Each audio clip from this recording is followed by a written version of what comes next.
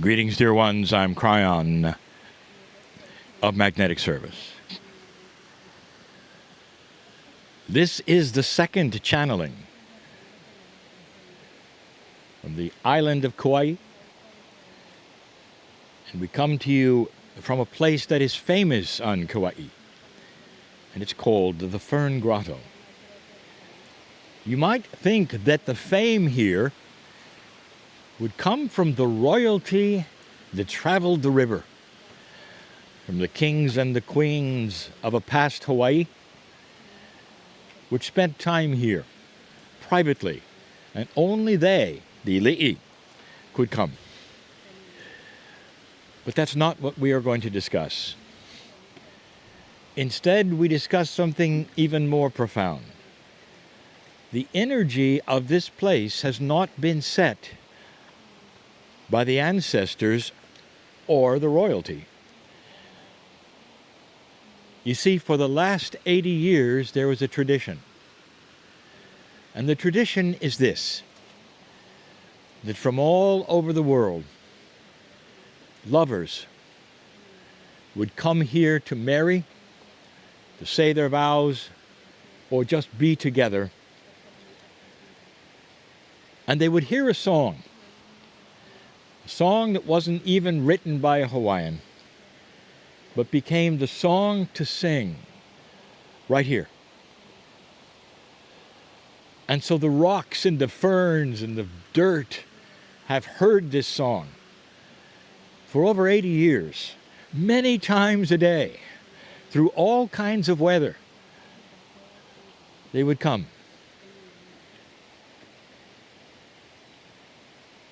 And the song was a song of unity. It was a song they expected to have sung first. Some would marry, some would simply look at each other because of the lyrics of this song and the oneness that it talked about in the spirit of aloha. I want my partner's partner to step up for a moment and read these lyrics so you can hear them. This is the moment I've waited for. I can hear my heart singing. Soon, bells will be ringing. This is the moment of sweet aloha. I will love you longer than forever. Promise me that you will never leave me. Here and now, dear, all my love. I vow, dear, promise me that you will leave me never.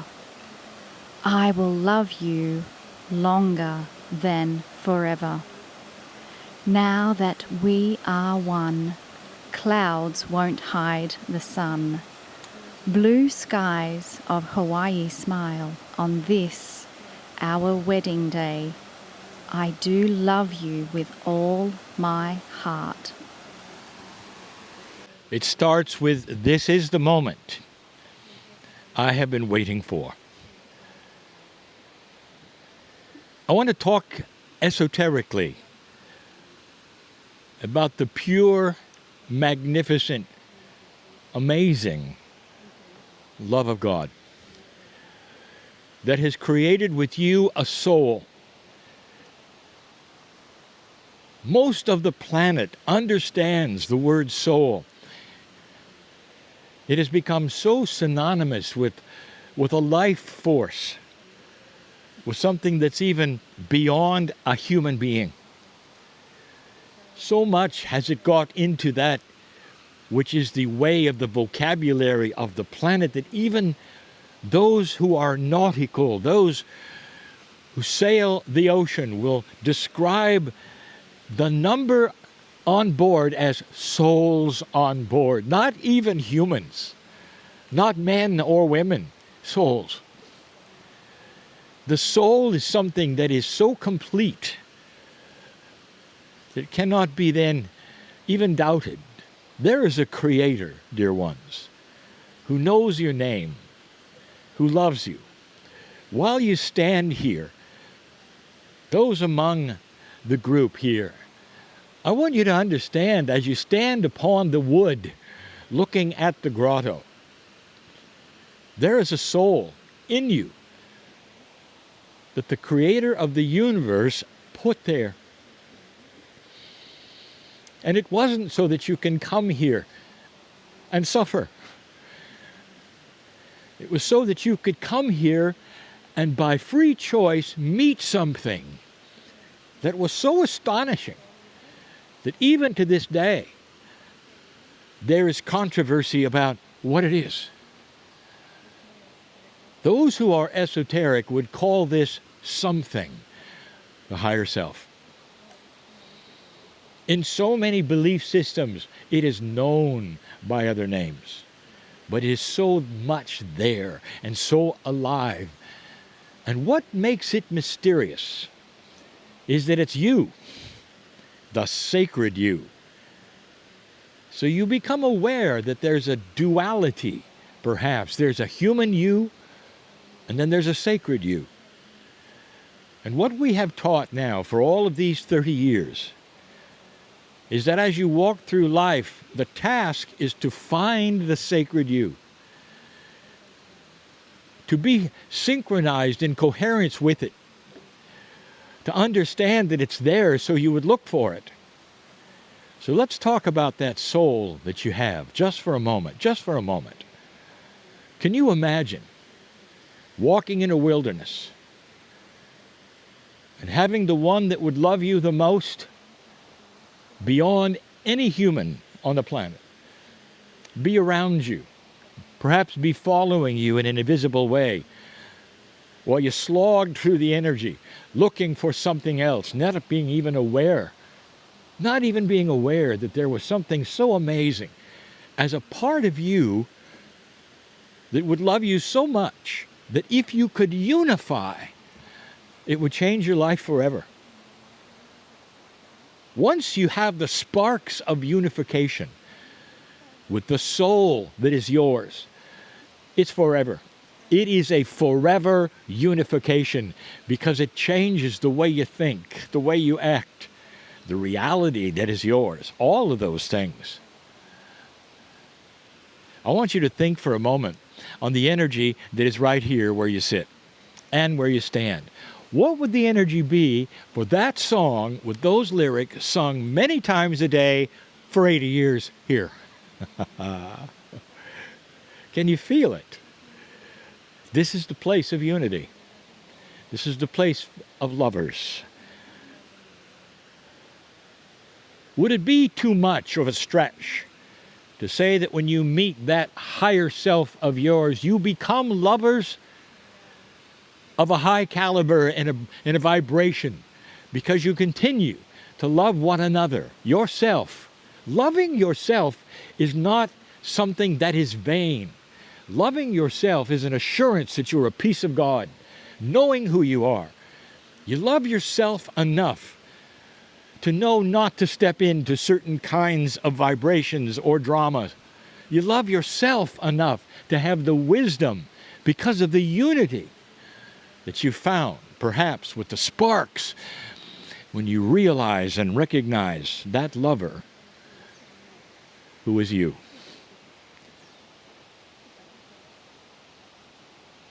You might know what's next.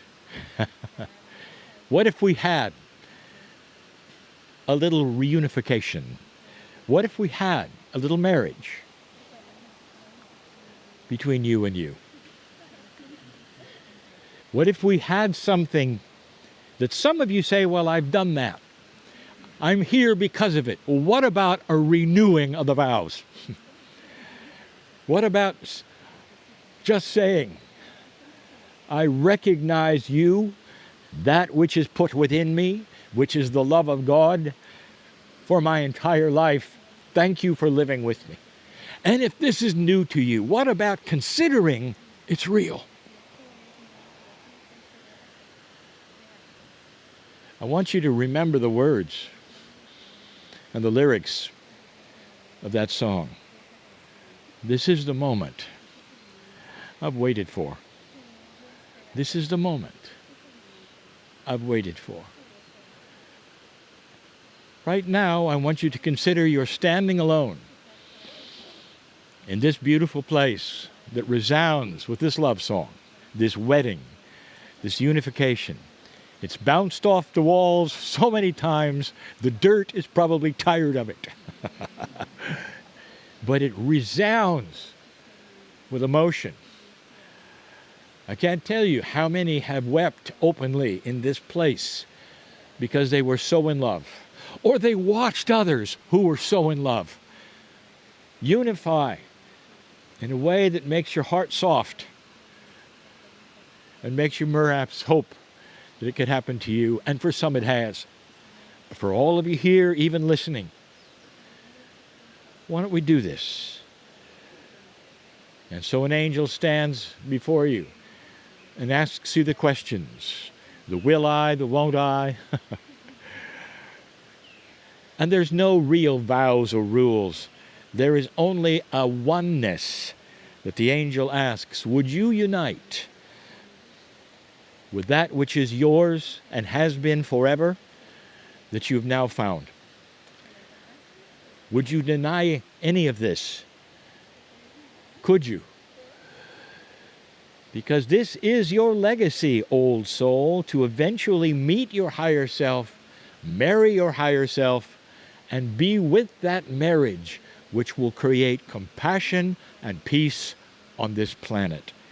And when the angel says, will you, and asks for, I will, what is the answer? And the answer is yes. And the answer is yes. This is the moment I've waited for. Can you put upon that scenario, which is esoteric, the same kind of feelings you would put upon two humans in love? And if you can do that, you'll understand a little more of why, for 30 years, I have asked you to fall in love with yourself. There's a moment when two humans look at one another in love and they both think each other is magnificent. That is what we are speaking of, because you are. But it doesn't go away over time, not with your higher self, dear ones, it increases. And day after day you realize that this is a union, not just with a higher entity that is you, but of God, but of spirit, but of nature.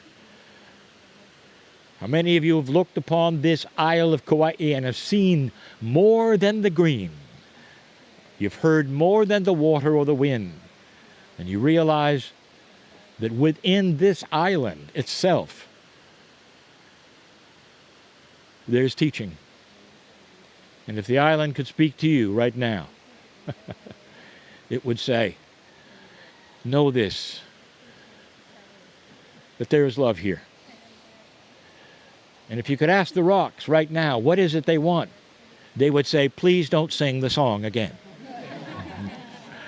We honor the rocks, and will not. You know what we've done. This is the message in this place for this day. And so it is.